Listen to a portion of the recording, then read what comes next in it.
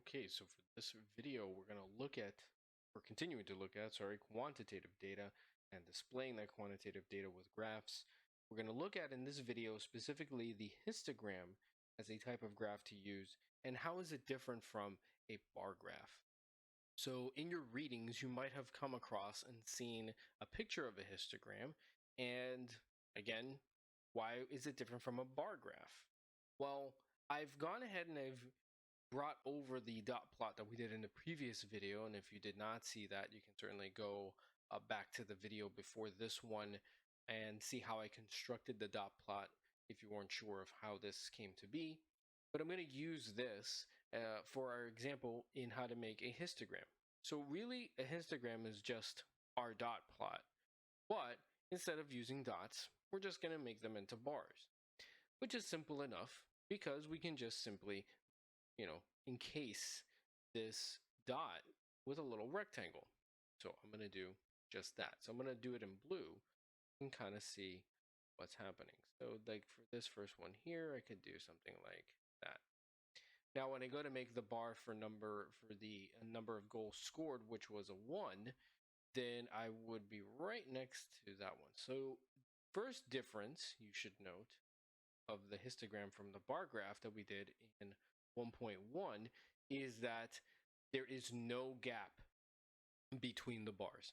Where one ends, the next one begins. Okay? So where one bar ends, then the next one begins.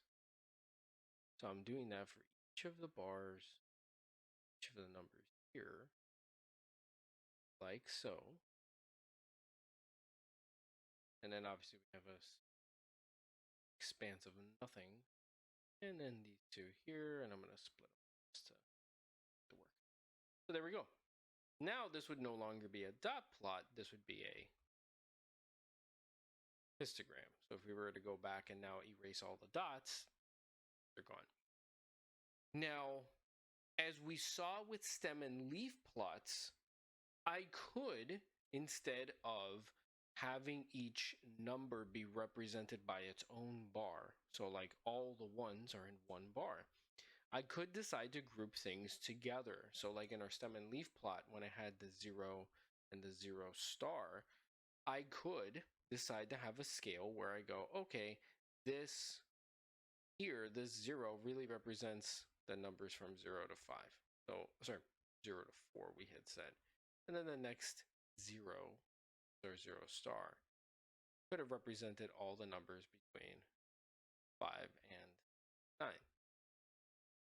And then the 1 would have represented 10 through 15, and then that 1 star would have been 15. So I could have decided to make the graph like that. Now the histogram would now look totally different because most of, if not all the numbers would have fallen into this one humongoid column like so. And actually that was a poorly drawn bar because we do want to make sure that where one ends, the next one begins. So this is the thing you got to remember when you're drawing these bars. So let's say all the numbers kind of fell in here. So this would have been that first bar. So in here, you would have had the 0, the 1s, the 2s, the 3s, the 4s, all these crammed into this one big bar. Then there was only one goal that was a 5. So let's just say that was this right here. And then 2 goals where we did have a 13 and 14. So it would have been there. So you see how if I looked at this histogram versus this one here, this one's giving me a bit more information. Here, and this is kind of the downside, when we start to display information in these graphs, we lose some things based on which graph we choose.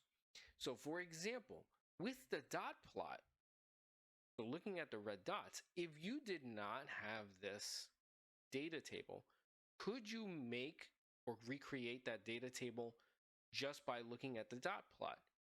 Yeah, because I could see, oh, 4, how many 4s were there? Okay, so you can literally recreate the data set from scratch just by looking at the dot plot. But if I were to give you the histograms, if I gave you this and you didn't have this data here, could you recreate the data set? No, because all I have is this big bar here, and you might tell me, oh, there's 17 numbers in here. But I don't know those 17 numbers. How many of them are zeros? How many of them are ones? How many of them are twos? Are they mostly 4s? That's where, depending on the type of graph we use, sometimes information is lost because we are summarizing the data. We're not looking at the raw data anymore. We're trying to summarize that into a graph. So some graphs retain that information and other graphs will lose that. So in a stem and leaf plot, that's another one where you retain the information. I literally can recreate the data set from nothing. In a histogram, that cannot happen unless the scale of the histogram is set up such that I have, like we would have up here, all of the numbers showing. So meaning there's a bar for 1, there's a bar for 2, there's a bar for 3, and knowing also too that there's no possibility of having things in between.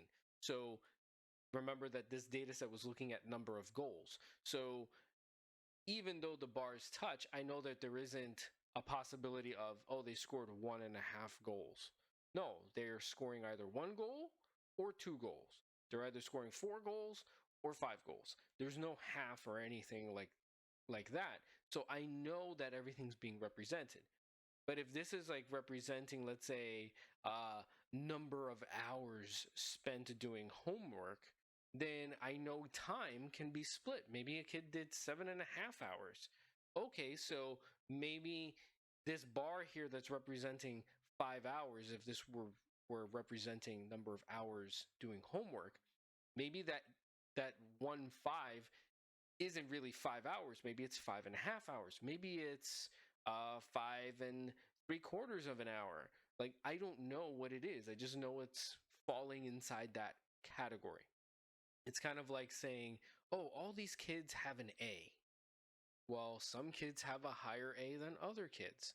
That's where putting people into categories or putting them into groups, there are some advantages and disadvantages. It summarizes it, it makes it easier for us to relay information, but at the same time, I lose some detail in the information. So again, just to highlight the differences between the histogram and the bar graph. So histograms are only for quantitative data. If we are doing categorical data, then we are doing is a bar graph. These cannot crisscross. They cannot swap places. Okay, you can never do a bar graph for quantitative data, and you can never do a histogram for categorical data. And in histograms, bars touch, and in a bar graph, they don't touch. They practice social distancing. Okay.